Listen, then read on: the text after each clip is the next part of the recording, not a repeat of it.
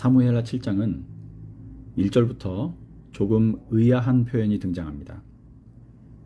주위의 모든 원수를 무찌르사 라는 표현입니다. 1절을 개역개정으로 보겠습니다. 여호와께서 주위의 모든 원수를 무찌르사 왕으로 궁에 평안히 살게 하신 때에.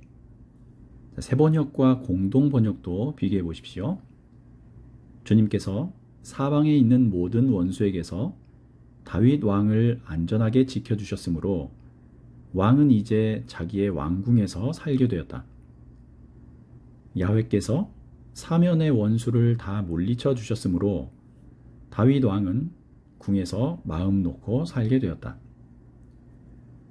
자, 여기에 주위의 모든 원수들이라는 것은 블레셋뿐만 아니라 다른 이방 족속들을 모두 포함합니다. 그리고 다윗이 왕궁에서 살게 된 것은 두로의 히람 왕과 교류가 있고 난 뒤의 일이었는데요. 두로의 히람 왕 이름이 솔로몬 즉위 20년 이후까지 등장하는 것으로 봐서 히람 왕은 다윗 통치 말기의 인물이라고 추측할 수 있습니다. 이런 여러 가지 내용들을 종합해 보면 오늘 본문의 배경은 다윗이 하나님의 궤를 예루살렘으로 옮겨온 6장의 사건에서 바로 시간적으로 연결되는 사건이 아니라 다윗 말기에 있었던 일이 삽입되어 온 것으로 보는 것이 타당합니다. 시간 순으로 보자면 오늘 다루게 될 7장보다 8장 이후의 사건들이 더 먼저라는 거지요. 자, 왜 이렇게 기록되었을까? 지난번에도 말씀드린 것처럼 성경은 역사서라고 하더라도 시간의 흐름에 따라 기록되지 않았습니다. 성경은 연대기적으로 사건을 배열하는 것보다 하나님께서 어떤 사건으로 무슨 메시지와 교훈을 자신들에게 주셨는지가 더 중요합니다.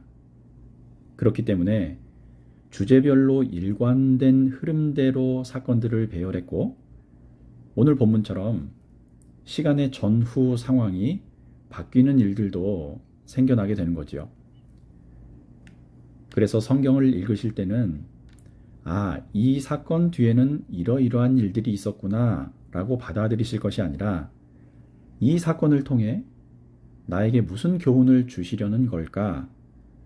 이런 물음에 집중하면서 보시는 것이 훨씬 바람직합니다. 하루는 다윗이 선지자 나단을 부릅니다. 그래서 자신은 좋은 나무로 지은 궁에 사는데 하나님의 궤는 아직도 성막에 있으니 성전을 짓겠다고 말합니다. 나단은 다윗과 솔로몬 시대에 걸쳐 활동했던 선지자인데요. 오늘 사건 외에도 이 나단과 연결된 사건들은 다윗이 밧세바와 간음했던 사건, 솔로몬이 왕이 된 과정, 이런 것들이 있습니다. 나단은 다윗의 말에 일단 동의를 하고 나옵니다. 자신의 생각에도 그것이 옳다고 판단했던 것 같습니다. 하나님의 영광을 위해 일하는 사람이니 어찌 보면 당연한 대답이었겠지요. 그런데 그날 밤 하나님께서 나단을 통해 다윗은 성전을 지을 수 없다고 말씀해 주십니다. 그리고 그 이유를 차근차근 하나씩 설명해 주시는데요. 자, 오늘 본문 5절에서 7절을 먼저 보겠습니다. 너는 나의 종 다윗에게 가서 나 야훼의 말이라 하고 이렇게 일러라. 내가 살 집을 내가 짓겠다는 말이냐. 나는 이스라엘 자손을 이집트에서 이끌어내던 때부터 지금까지 천막을 치고 옮겨 다녔고 집 안에서 살아본 적이 없다. 내가 이스라엘 백성들과 함께 여기저기 옮겨 다니는 동안 내 백성 이스라엘을 맡겨 보살피게 한 어느 영웅에게 어찌하여 나의 집을 송백으로 지어주지 않느냐고 말한 적이 있었더냐. 하나님께서 다윗에게 직접 뜻을 전하지 않으시고 나단을 통해 전하게 하신 것에는 보통 두 가지 이유가 있었을 것이라 말합니다. 첫째, 하나님의 뜻과 나단 선지자의 대답이 일치하지 않은 것에 대해 다윗이 당혹스러워하지 않도록 하기 위해서다. 둘째, 하나님의 말씀을 받아 대언하는 사명을 지닌 선지자들의 직분과 사역을 존중하셨기 때문이다. 어쨌든 하나님께서는 다윗이 성전을 짓는 일에 대한 의견에 분명한 반대 의사를 보이십니다. 역대상 17장 4절에도 같은 사건이 기록되어 있는데요. 여기에는 훨씬 더 강하고 직접적인, 직설적인 거부 의사가 표현되어 있습니다. 4절입니다. 너는 내 종 다윗에게 가서 일러라. 야훼의 말이다. 너는 내가 살 집을 짓지 못한다. 그 이유도 매우 분명하게 밝히시는데요. 역대상 22장 8절입니다. 그러나 주님께서 나에게 말씀하셨다. 너는 많은 피를 흘려가며 큰 전쟁을 치렀으니 나의 이름을 위하여 성전을 건축할 수 없다. 너는 내 앞에서 많은 피를 땅에 흘렸기 때문이다. 하나님께서 다윗이 성전 짓는 것을 막으신 이유를 우리는 크게 두 가지로 생각해 볼 수 있습니다. 첫째는 조금 전에 확인했듯이 그가 너무 많은 사람들을 죽였다는 점입니다. 인간에게는 복잡한 것들을 피하려는 경향이 있습니다. 그래서 한 사람의 인생도 쉽게 단 몇 마디 말로 평가하거나 단정 짓는 실수를 범하곤 하지요. 성경의 인물에 대해서도 마찬가지입니다. 대표적인 인물이 다윗인데요. 우리는 다윗을 하나님 마음에 합한 자, 골리앗을 믿음으로 물리친 인물, 이렇게만 기억하는 경우가 많습니다. 그의 대표적인 죄라면 밧세바를 취한 사건 정도로만 알고 있는 거죠. 이런 긍정적인 선입견이나 평가가 우선이어서 다윗이 벌인 전쟁의 성격이나 죽인 사람들이 누구였는지에 대해서는 세밀하게 들여다보지 않고 지나칠 때가 많습니다. 그래서 하나님의 이런 말씀도 내심 다윗의 편에 서서 생각하는 경우가 생깁니다. 그래, 피를 많이 흘리긴 했지만 그게 다 하나님의 일을 하다 보니 어쩔 수 없이 그렇게 된 거겠지. 사람을 많이 죽이기는 했지만 거의 다 이방인들, 우상 숭배하는 사람들이었잖아. 이렇게 생각하는 거죠. 그러나 다윗은 우리가 생각하는 것처럼 그렇게 훌륭한 일들만 한 인물이 아니었습니다. 우리가 생각하는 것 이상으로 불필요한 목숨을 많이 빼앗은 인물입니다. 욕정으로 부하를 죽인 일은 말할 것도 없고요. 그 외에도 다윗과 그 용사들의 칼에 아무 죄 없이 목숨을 빼앗긴 이들이 많았습니다. 전쟁과 다른 사람들의 생명을 빼앗는 일에 능했던 다윗에게 성전을 짓지 못하게 하신 것은 어쩌면 당연한 결과라고 하겠습니다. 성전을 짓지 말라고 하신 두 번째 이유는 본문 6절과 7절에서 알 수 있습니다. 그러나 나는 이스라엘 자손을 이집트에서 데리고 온 날로부터 오늘에 이르기까지 어떤 집에서도 살지 않고 오직 장막이나 성막에 있으면서 옮겨다니며 지냈다. 내가 이스라엘 온 자손과 함께 옮겨다닌 모든 곳에서 내가 나의 백성 이스라엘을 돌보라고 명한 이스라엘 그 어느 지파에게라도 나에게 백향목 집을 지어주지 않은 것을 두고 말한 적이 있느냐. 자, 이 말씀을 보신 분들에게 이런 질문을 하나 드리고 싶습니다. 온 우주를 만드신 하나님이 거하실 집, 성전이 필요하신 분인가? 그게 필요하다면 왜 필요하실까? 필요가 없으신 분이라면 왜 성전 짓는 일을 허락하신 걸까? 자, 6절과 7절로 말씀해 주신 내용은 이집트에서 데리고 온 날부터 오늘까지 어떤 집에도 살지 않으셨다? 장막이나 성막에서 옮겨다니며 지내셨다는 겁니다. 하나님은 집이 필요하지 않으신 분이지요. 이집트를 탈출한 이스라엘 백성들이 시내산 앞에 왔을 때 십계명을 주셨습니다. 이후에 여러 가지 하셨던 당부들이 있었는데 그 중에 이런 내용이 있었습니다. 출애굽기 25장 21절과 22절입니다. 너는 그 속죄판을 궤 위에 얹고 궤 안에는 내가 너에게 줄 증거판을 넣어두어라.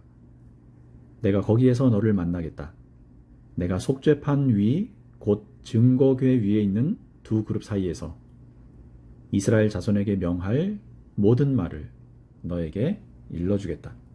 성소를 어떻게 꾸미라고 하시면서 알려주신 내용인데 이곳에서 내가 너를 만나겠다. 내가 이곳에서 이스라엘 자손에게 명할 모든 말을 알려주겠다 라고 하시지요. 시공간에 제한도 없으시고 무소부재하신 분이 이 땅의 어느 한 곳에 특별히 제한된 공간 안에 들어와서 이들을 만나주시고 그들이 지켜야 할 생명의 길을 걷게 할 말씀들을 주시겠다는 겁니다. 다윗이 하나님의 집을 짓겠다고 했을 때 하나님께서 다윗에게 하신 말씀을 가만히 들여다보면 단순히 다윗이 사람을 많이 죽였기 때문에 성전을 짓지 못하게 하신 게 아니라는 것을 알 수 있습니다. 다윗은 성전의 의미를 잘 모르고 이 사업을 추진하려 했었다는 거지요. 본문 8절에서 10절을 잠시 보겠습니다. 그러므로 이제 너는 나의 종 다윗에게 전하여라. 나 만군의 주가 말한다. 양떼를 따라다니던 너를 목장에서 데려다가 내 백성 이스라엘의 통치자로 삼은 것은 바로 나다. 나는 내가 어디로 가든지 언제나 너와 함께 있어서 내 모든 원수를 내 앞에서 물리쳐 주었다. 나는 이제 내 이름을 세상에서 위대한 사람들의 이름과 같이 빛나게 해주겠다. 이제 내가 한 곳을 정하여 거기에 내 백성 이스라엘을 심어 그들이 자기의 땅에서 자리 잡고 살면서 다시는 옮겨 다닐 필요가 없도록 하고 이전과 같이 악한 사람들에게 억압을 받는 일도 없도록 하겠다. 하나님께서는 다윗에게 당신이 어떤 존재인지를 깨달으라고 하시면서 내가 아니라 바로 내가 한 곳을 정한다 라고 분명히 짚어주십니다. 성전, 하나님이 계실 곳을 정하는 것은 다윗 내가 아니라 바로 나다. 그 사실을 잊지 말라라는 당부입니다. 우리는 이 말씀을 매우 두려운 마음으로 받아야만 합니다. 내가 너희들이 원하는 곳에 원할 때마다 나타나 주어서 너희들이 문제를 가져올 때마다 들어주고 해결해주고 복을 주는 존재로 알고 있느냐? 내가 있어야 할 곳이 어디인지 정하는 것은 너희가 아니라 바로 나다 라는 말씀인 거지요. 자, 4절에서 16절은 하나님께서 나단을 통해 다윗에게 주시는 말씀입니다. 분명 다윗 왕조에 대한 축복의 약속임에는 분명하지만 그 안에는 다윗의 생각을 바로 잡아주시려는 의도도 들어있고 13절에서 16절처럼 다윗의 후손으로 오실 메시아에 대한 예언도 들어있습니다. 시간이 되실 때 이 부분도 꼼꼼하게 읽어보실 것을 권해드립니다. 그러면 결국 이 모든 일을 계획하고 결정하고 행하는 이는 다윗 내가 아니라 바로 나다 라는 사실을 그에게 전하라는 경고의 성격이 매우 강하다는 것을 알 수 있습니다. 나단은 하나님께 받은 말씀을 다윗에게 그대로 전합니다. 그리고 다윗은 성막으로 들어가 꿇어앉아 하나님의 위대하심과 하신 일을 감사하면서 약속하신 복이 반드시 자기와 자기의 집에 임하기를 기도합니다. 자, 그 기도의 첫 구절입니다. 18절입니다. 다윗 왕이 성막으로 들어가서 주님 앞에 꿇어앉아 이렇게 기도하였다. 주 하나님, 내가 누구이며 또 내 집안이 무엇이기에 주님께서 나를 이러한 자리에까지 오르게 해주셨습니까? 자, 다윗의 위대함은요, 그의 용맹함이나 군을 통솔하는 능력에 있는 것이 아닙니다. 저는 이 구절에서 그래도 다윗이 가졌던 진정한 위대함이 어디에서 나오는지를 보았습니다. 다윗이 주님 앞에 꿇어 앉았다. 그리고 주님, 저와 제 집안이 무엇이기에 이런 자리까지 끌어올려 주시고 복을 주십니까? 이렇게 기도를 시작했다는 점은 자신이 지금까지 형통했던 이유가 하나님이시라는 것을 알고요, 자기를 통해 어떤 일을 하실지 더 여쭈어보기 위해 무릎 꿇을 수 있는 겸손 그리고 용기까지 갖추었다는 뜻입니다. 하나님 앞에서 그분이 진정한 왕이시라는 것을 고백하고 자신은 그저 종일 뿐이라는 마음을 품는 것이야말로 다윗이 가진 진정한 위대함이었다라고 말씀드릴 수 있겠습니다. 자신에게 아무리 간절한 소원과 계획이 있어도 그것이 하나님의 뜻이 아니라면 언제든 그 앞에 무릎 꿇고 물리칠 수 있는 다윗의 태도는 하나님을 믿고 있는 우리들이 반드시 배워야 할 자세입니다. 다윗은 하나님의 궤를 잘 지은 성전에 모시고자 했던 자신의 생각과 계획을 포기했습니다. 그리고 무엇이 우선인지를 먼저 깨달으라는 하나님의 명령과 말씀에 그의 소원을 일치시키는 기도를 드렸습니다. 우리 교회도 늘 부흥과 성장을 위해 기도하며 힘을 모으고 있죠. 화려한 성전을 지어 하나님께 영광을 돌리겠다. 이 교회에 사람들로 넘치게 하겠다고 꿈꾸는 일이 잘못은 아닙니다. 그러나 그런 일을 계획하고 꿈꾸기 전에 하나님께서 원하시는 것이 무엇인지를 먼저 분별하는 지혜가 있어야만 합니다. 하나님보다 자기 자녀들의 앞날을 소중히 여기거나 하나님보다 교회를 세우신 분의 이름과 생이 먼저이거나 우리가 이미 가진 것들과 이루어 놓은 것들, 앞으로 이룰 어떤 것들이라도 지금 우리에게 바라시는 하나님의 뜻보다 먼저 놓여서는 안 됩니다. 그 뜻이 무엇입니까? 거짓된 말과 행실에서 멀어지라는 겁니다. 세상의 수많은 사람들에게서 배운 잘못된 요령과 이치를 그분의 삶과 가르침에 비추어 잘못된 것들이 있다면 버리는 용기를 가지라는 거지요.